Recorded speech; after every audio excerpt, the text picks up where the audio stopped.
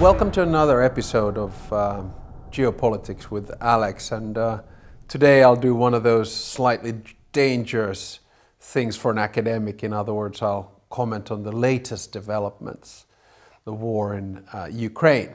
And I will basically deal with 5 quick issues today. The first one is to say that Ukraine has succeeded in pushing back Russia over the past few months in a rather remarkable fashion. First, of course, it was able to push Russia out of Kiev, or didn't allow Russia to enter. Secondly, it was able to push Russia out of Kharkiv. And now in the past few weeks and days, we have seen probably one of the most strategically important pushbacks happening in Kherson.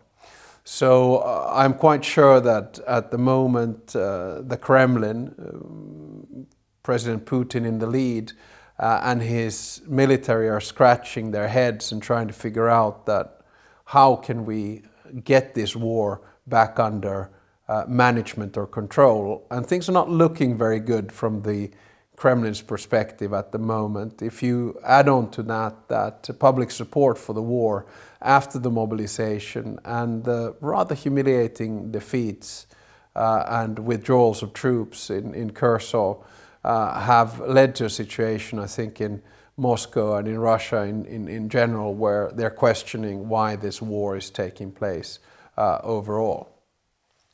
The second observation I want to make today, on the 16th of November, when we are recording this, is to say that for the first time in a long time, we are seeing terminology such as peace and dialogue and actually demands entering the rhetoric of this war.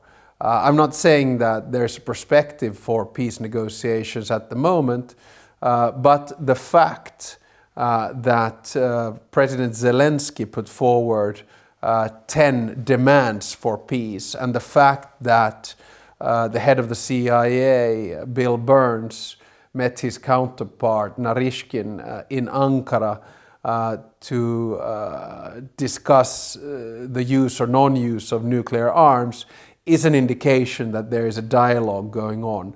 And I always argue that in the background it's good to have dialogue. Whether this will lead anywhere, I don't know. But I'll just run through very quickly the 10 points that President Zelenskyy outlined and which were immediately shut down or rejected by Foreign Minister Sergei Lavrov as he participated in the G20 meeting in Bali. So number 1 from Zelenskyy's points was radiation and nuclear safety. Number 2 was food security. Number 3 was energy security. Number 4 was the release of prisoners and others. Number 5, which is probably the most important, especially from an international relations perspective, is the respect of the UN Charter and basically the territorial integrity of Ukraine and retaining the world order that used to exist before Russia's violation thereof and the attack of Russia. Number 6 is a classic, the withdrawal of troops and stopping of hostilities. We actually had this in the ceasefire agreement in the war in Georgia in 2008.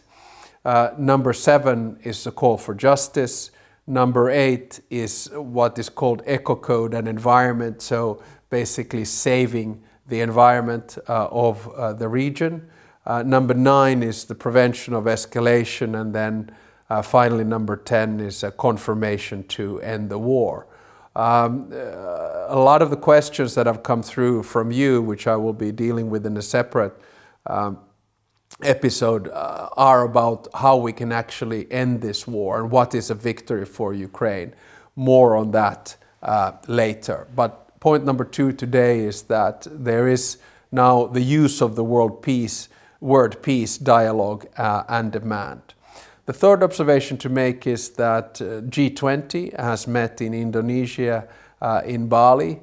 I must admit that personally I'm not a big fan of G20 because it's still quite a state-based organization, and I would like to see more regional representation. And I don't say this only because if the Nordic economies were put together, we would be G9. But I am not always convinced that G20 actually produces concrete and tangible results. It is very much based on old school state politics. Be that as it may, it is good that there have been conversations, both public and in the margins, between the President of the United States and the President of China. I also think that it is quite good to see the pretty much outright condemnation from most G20 countries of Russian aggression in Ukraine. And of course it's interesting to observe that Russia did not or was not represented through Vladimir Putin, but through Sergei Lavrov, the foreign minister. I guess it's better that we talk that we do not talk, but G20 took place, and life goes on.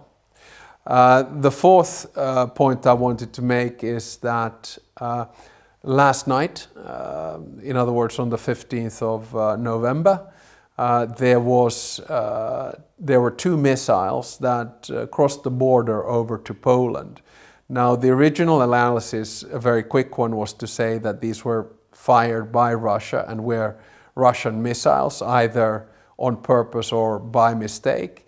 But later on, reports and analysis has confirmed that they were not.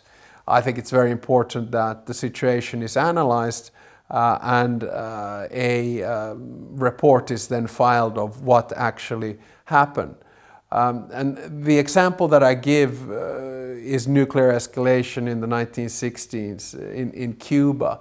I think there are 2 things that are very important that mistakes don't happen. One is that there are back channels of conversation. I think those took place immediately after the hits, though there was discussion about, and of course NATO convened and Article 4 and so on and so forth, but there was dialogue in the background. Second is, it just shows how close you can get to a misjudgment and a mistake actually happening with, I think, dire and dramatic consequences of escalation. The final and fifth point I want to make is that as we can see, this conflict, this war, Russian aggression in Ukraine, it goes up and down. So you have moments of escalation and then moments of de-escalation. I mean, your analysis is as good as mine, but the fact that Ukraine was able to take back Kherson and the humiliation that it caused probably led to then the frontal missile attack that Putin launched on civilian targets and others in Ukraine. So we'll see a lot of these sort of tops and then ebbs, nadirs of the conflict. And my suspicion is that we're looking at a long winter and certainly not a quick solution to this war. So these were my 5 points today. Ukraine is making advances. Peace and dialogue and demands are back in the conversation, at least language. The G20 meeting took place. Missiles in Poland caused a very dangerous situation. And finally and fifthly, we are in for a long winter. Finally, I want to take a little commercial break and remind you that we are the School of Transnational Governance at the European University here in Florence.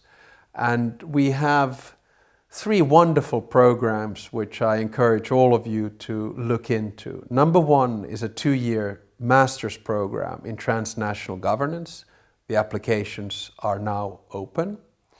Number 2 are various fellowship programs to which the applications are also now open.